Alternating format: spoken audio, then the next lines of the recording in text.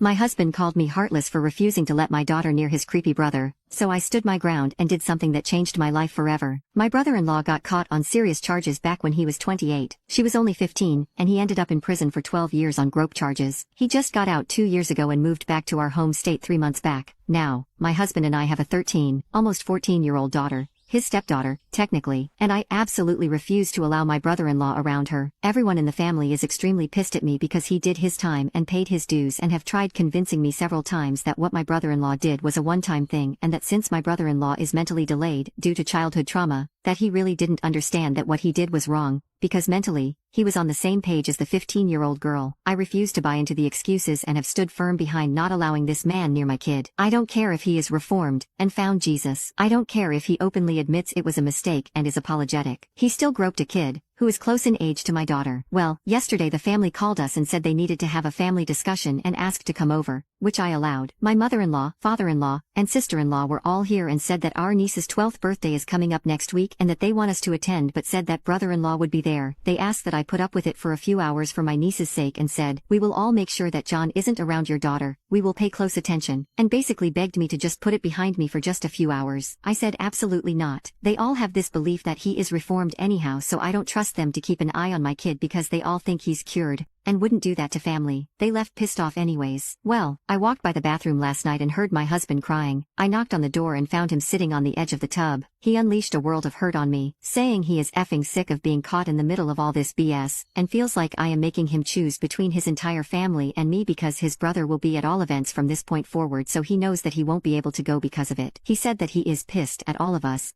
and is starting to hate us all because we won't shut the F up and stop giving him ultimatums. I haven't given him any. I simply walked out and went to my mother's with my kid. I know he's hurt right now, but I will never tolerate the lack of concern for my own child after what that man did. Am I wrong here? Update: I'm honestly struggling. I know my husband is hurting a great deal. That man never cries and is usually a very happy person. But when this conversation was happening, when he was in the bathroom, he started accusing me of not trusting him to keep my daughter safe and pushed a lot of blame on me in general. I never told him he couldn't go. I never gave him ultimatums, but he said that by me saying my daughter can't go, I'm saying he can't go because if he goes without us, he will come home to me being an effing count. He has since apologized or tried to. I haven't responded to any of his messages. He has never spoken to me like that. I don't want this to be the end. Did I take it too far? You can now check if there is a part 2 by clicking share and more.